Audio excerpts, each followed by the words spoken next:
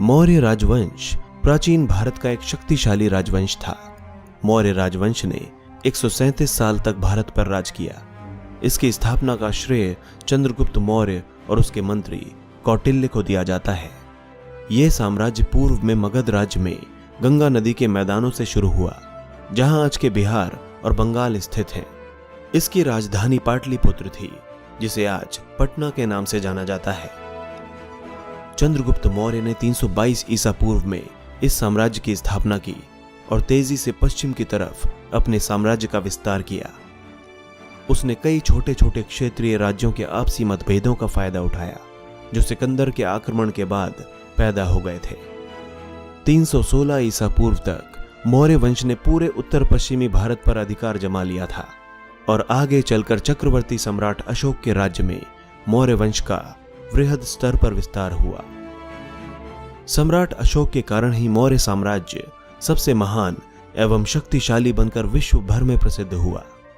मौर्य वंश में चंद्रगुप्त मौर्य, बिंदुसार, अशोक, कुणाल, दशरथ, संप्रति, शालिसुक, देववर्मन, शतधन्वन और बृहद्रथ नाम के महान राजा हुए। चंद्रगुप्त मौर्य और मौर्यों का मूल 325 ईसा पूर्व में उत्तर पश्चिमी भारत पर सिकंदर का शासन था। यह वो इलाका है जहां आज का संपूर्ण पाकिस्तान स्थित है। जब सिकंदर पंजाब पर चढ़ाई कर रहा था तो एक ब्राह्मण जिसका नाम चाणक्य था, मगध को साम्राज्य विस्तार के लिए प्रोत्साहित करने आया। चाणक्य को कौटिल्य के नाम से भी जाना जाता था। उनका वास्तविक नाम विष्णुगुप्त था। उस समय मगध एक शक्तिशाली राज्य के रूप में उभर रहा था, जो पड़ोसी राज्यों की आंखों में कांटे की तरह चुभ रहा था। उस समय मगध के सम्राट धनानंद ने चाणक्य को अपने दरबार से निकाल दिया था। उसने कहा कि तुम एक पंडित हो और अपनी चोटी का ही ध्यान रखो। युद्ध करना राजा का काम है, तुम सिर्फ भिक्षा मांगो।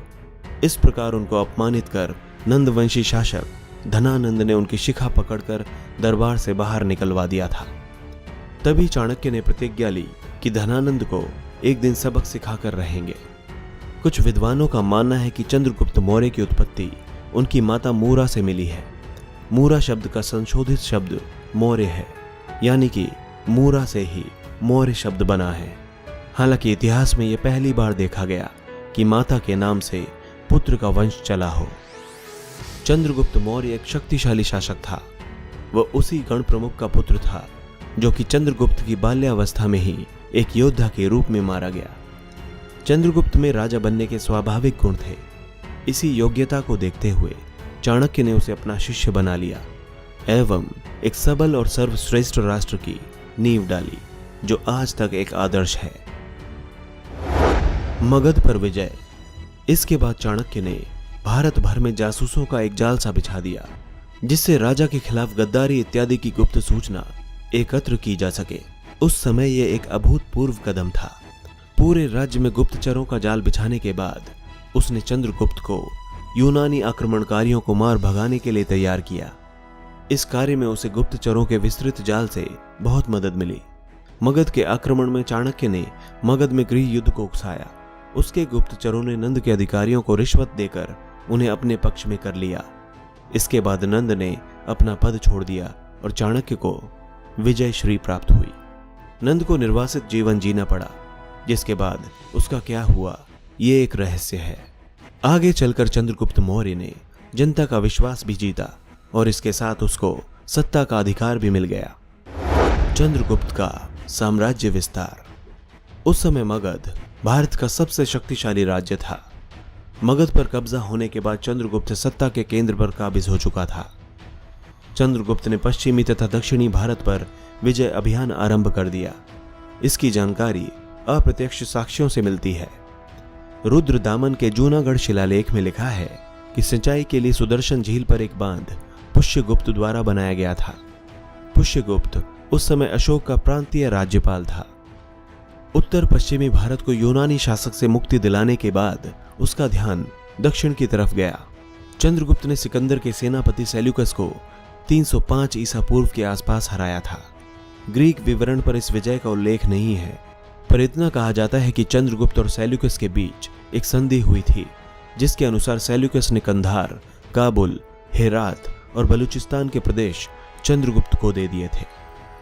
इसके साथ ही चंद्रगुप्त ने 500 हाथी भेंट किए थे।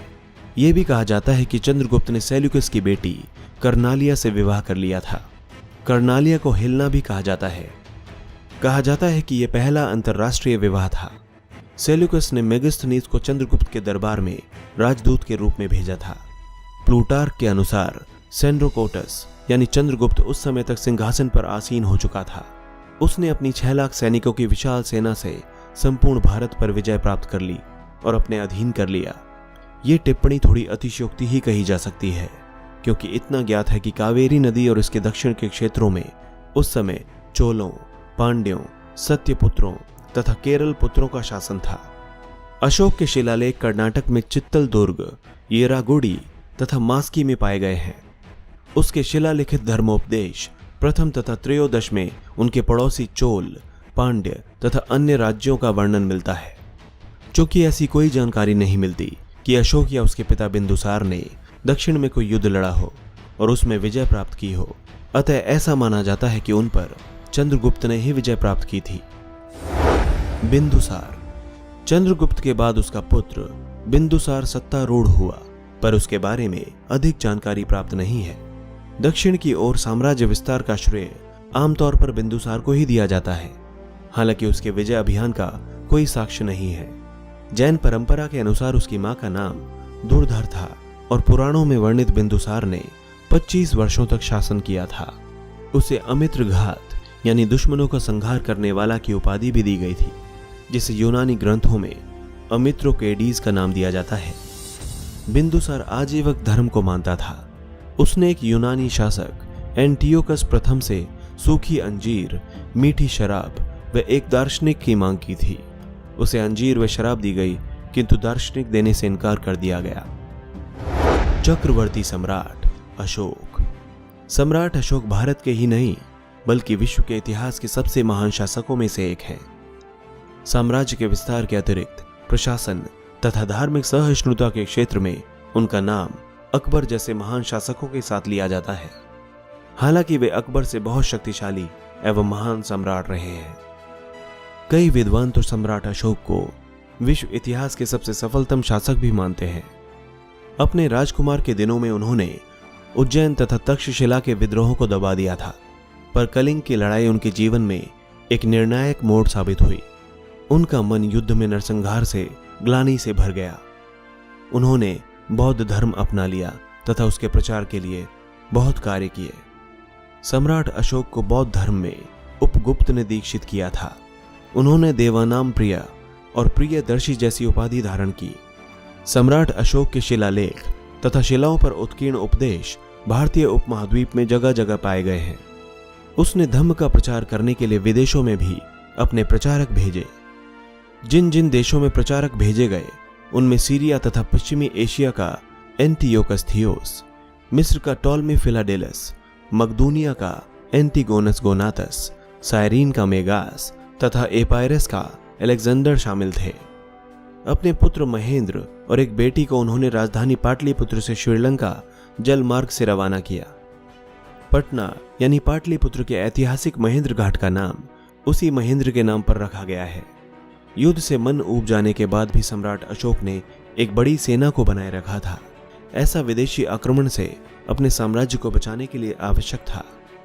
दोस्तों, अगले भाग में हम मौर्य साम्राज्य के कुछ महत्वपूर्ण पहलुओं पर बात करेंगे, जैसे प्रशासन, आर्थिक स्थिति, धार्मिक स्थिति, सैन्य व्यवस्था और मौर्य साम्राज्य का पतन। तो इन सभी पहलुओं को जानने के लिए जरूर देखें मौर्य साम्राज्य का अगला भाग। दोस्तों, इसी तरह की इंटरेस्टिंग और इन्फॉर्मेटिव वीडियोस देखने के लिए हमारे चैनल हिस्टोरिक हिंदी को आज ही सब्सक्राइब करें और बेल आइकन को दबाना ना भूलें।